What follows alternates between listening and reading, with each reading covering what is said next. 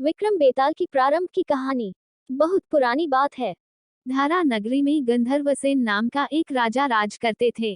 उसकी 4 रानियां थीं। उनके 6 लड़के थे जो सबके सब बड़े ही चतुर और बलवान थे। संयोग से एक दिन राजा की मृत्यु हो गई और उनकी जगह उनका बड़ा बेटा शंख गद्दी पर बैठा। उसने कुछ दिन राज किया, लेकिन छोटे भाई विक्रम ने उसे मार डाला और स्वयं राजा बन बैठा। उसका राज्य दिनों दिन बढ़ता गया और वह सारे जम्बूद्वीप का राजा बन बैठा। एक दिन उसके मन में आया कि उसे घूमकर सैर करनी चाहिए और जिन देशों के नाम उसने सुने हैं उन्हें देखना चाहिए।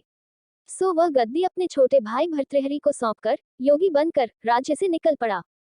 उस नगर में एक ब्राह्मण तपस्या करता था। एक दिन देवता ने प्रसन्न होकर उसे एक फल दिया और कहा कि इसे जो भी खाएगा वह अमर हो जाएगा। ब्राह्मण ने वह फल लाकर अपनी पत्नी को दिया और देवता की बात भी बता दी। ब्राह्मणी बोली, हम अमर होकर क्या करेंगे, हमेशा भीख मांगते रहेंगे, इससे तो मरना ही अच्छा है। तुम इस फल को ले जाकर राजा को दे आओ और बदले में कुछ धन ले आओ। ये सुनकर ब्राह्मण फल लेकर राजा भर्तृहरि के पास गया और सारा हाल कह सुनाया। भर्तृहरि ने फल ले लिया और ब्राह्मण को 1 लाख रुपये देकर विदा कर दिया। भर्तृहरि अपनी एक रानी को बहुत चाहता था। उसने महल में जाकर वह फल उसी को दे दिया। रानी की मित्रता शहर कोतवाल से थी। उसने वह फल कोतवाल को दे दिया। कोतवाल एक वेश्या के पास जाया करता था। वह उस फल को उस वेश्या को दे आया। वेश्या ने सोचा कि यह फल तो राजा को खाना चाहिए। वह उसे लेकर राजा भर्तृहरि के पास गई और उसे दे दिया। भर्तृहरि ने उसे बहुत सा धन दिया, लेकिन जब उसने फल को अच्छी तरह से देखा तो पहचान लिया। उसे बड़ी चोट लगी, पर उसने किसी से कुछ कहा नहीं। उसने महल में जाकर रानी से पूछा कि तुमने उस फल का क्या किया। रानी ने कहा, मैंने उसे खा लिया। राजा ने वह फल निकालकर दिखा दिया। रानी घबरा गई और उसने सारी बात सच सच कह दी। भर्तृहरि ने पता लगाया तो उसे पूरी बात ठीक ठीक मालूम हो गई। वह बहुत दुखी हुआ। उसने सोचा, ये दुनिया माया जाल है, इसमें अपना कोई नहीं। वह फल लेकर बाहर आया और उसे धुलवाकर स्वयं खा लिया। फिर राजपाट छोड़ योगी का भेष बना जंगल में तपस्या करने चला गया।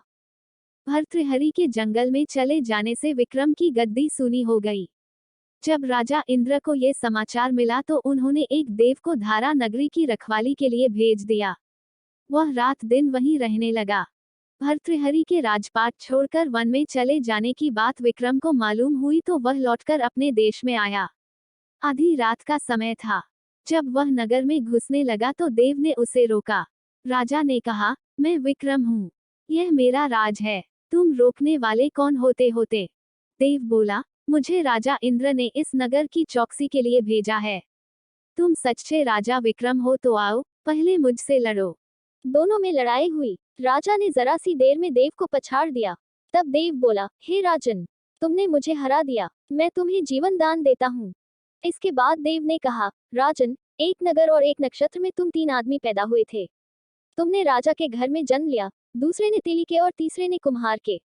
तुम यहाँ का राज करते हो, तेली पाताल का राज करता था। कुम्हार ने योग साधकर तेली को मारकर शमशान में पिशाच बना सिरस के पेड़ से लटका दिया है। अब वह तुम्हें मारने की फिराक में है, उससे सावधान रहना। इतना कहकर देव चला गया और राजा महल में आ गया। राजा को वापस आया देख सबको बड़ी खुशी हुई। नगर में आनंद मनाया गया। राजा फिर राज करने लगा। एक दिन की बात है कि शांतिशील नाम का एक योगी राजा के पास दरबार में आया और उसे एक फल देकर चला गया। राजा को आशंका हुई कि देव ने जिस आदमी को बताया था, कहीं ये वही तो नहीं है। ये सोच उसने फल नहीं खाया, भंडारी को दे दिया। योगी आता और राजा को एक फल दे जाता। संयोग से एक दिन राजा अपना अस्तबल देखने गया था। योगी वहीं पहुंच और फल राजा के हाथ में दे दिया। राजा ने उसे उछाला तो वह हाथ से छूटकर धरती पर गिर पड़ा। उसी समय एक बंदर ने झपटकर उसे उठा लिया और तोड़ डाला। उसमें से एक लाल निकला, जिसकी चमक से सबकी आंखें चौंधिया गईं। राजा को बड़ा आश्चर्य हुआ। उसने योगी से पूछा, आप ये लाल मुझे रोज क्यों दे जाते हैं? योगी ने जवाब दिया, महाराज, राजा, गुरु, ज्योतिषी, वैद्य और बेटी, इनके घर कभी खाली हाथ नहीं जाना चाहिए। राजा ने भंडारी को बुलाकर पीछे के सब फल मंगवाए। तुड़वाने पर सब में से एक एक लाल निकला। इतने लाल देखकर राजा को बड़ा हर्ष हुआ। उसने जौहरी को बुलवाकर उनका मूल्य पूछा। जौहरी बोला, महाराज, ये लाल इतने कीमती हैं कि इनका मोल करोड़ों रुपयों में भी नहीं आंका जा सकता। एक एक लाल एक एक राज्य के बराबर है। ये सुनकर राजा योगी का हाथ पकड़कर गद्दी पर ले गया। बोला, योगीराज, आप सुनी हुई बुरी बातें दूसरों के सामने नहीं कही जाती। राजा उसे अकेले में ले गया। वहां जाकर योगी ने कहा, महाराज, बात यह है कि गोदावरी नदी के किनारे मसान में मैं एक मंत्र सिद्ध कर रहा हूँ। उसके सिद्ध हो जाने पर मेरा मनोरथ पूरा हो जाएगा। तुम एक रात मेरे पास रहोगे तो मंत्र सिद्ध हो जाएगा। एक दिन रात को हथियार बांधकर तुम अकेले मेरे पास आ जाना। राजा ने कहा, अच्छी बात है। इसके उपरांत योगी दिन और समय बताकर अपने मठ में चला गया। वह दिन आने पर राजा अकेला वहां पहुंचा। योगी ने उसे अपने पास बिठा लिया। थोड़ी देर बैठकर राजा ने पूछा, महाराज, मेरे लिए क्या आज्ञा है? योगी ने कहा, राजन, यहाँ से दक्षिण दिशा में 2 कोस की दूरी पर मसान में एक सिरस के पेड़ पर एक मुर्दा लटका है। उसे मेरे पास ले आओ, तब तक मैं यहाँ पूजा करता हूँ। ये सुनकर राजा वहां से चल दिया। बड़ी भयंकर रात थी। चारों ओर अंधेरा फैला था। पानी बरस रहा था। भूत प्रेत शोर मचा रहे थे। सांप आ आकर पैरों में लिपटते थे। लेकिन राजा हिम्मत से आगे बढ़ता गया। जब वह मसान में पहुंचा तो देखता क्या है कि शेर दहाड़ रहे हैं, हाथी चिंघाड़ रहे हैं, भूत प्रेत आदमियों को मार रहे हैं। राजा बेधड़क चलता गया और सिरस के पेड़ के पास पहुंच गया। पेड़ जड़ से फुंगी तक आग से दहक रहा था। राजा ने सोचा, हो न हो, ये वही योगी है जिसकी बात देव ने बताई थी। पेड़ पर रस्सी से बंधा मुर्दा लटक रहा था। राजा पेड़ पर चढ़ गया और तलवार से रस्सी काट दी। मुर्दा नीचे गिर पड़ा और दहाड़ मार मार कर रोने लगा। राजा ने नीचे आकर पूछा, तू कौन है? राजा का इतना कहना था कि वह मुर्दा खिलखिलकर हंस पड़ा। राजा को बड़ा अचरज हुआ। तभी वह मुर्दा फिर पेड़ पर जा लटका। राजा फिर चढ़कर ऊपर गया और रस्सी काट मुर्दे का बगल में दबा नीचे आया। बोला, बता, तू कौन है?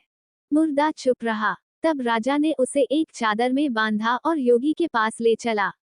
रास्ते में वह मुर्दा बोला, मैं बेताल हूँ। तू कौन है और मुझे कहाँ ले जा रहा है? राजा ने कहा, मेरा नाम विक्रम है। मैं धारा नगरी का राजा हूँ। मैं तुझे योगी के पास ले जा रहा हूँ। बेताल बोला, मैं एक शर्त पर चलूंगा। अगर तू रास्ते में बोलेगा तो मैं लौटकर पेड़ पर जा लटकूंगा। राजा ने उसकी बात मान ली। फिर बेताल बोला, पंडित, चतुर और ज्ञानी, इनके दिन अच्छी अच्छी बातों में बीतते हैं, जबकि मूर्खों के दिन कलह और नींद में। अच्छा होगा कि हमारी राह भली बातों की चर्चा में बीत जाए। मैं तुझे एक कहानी सुनाता हूँ। ले, सुन।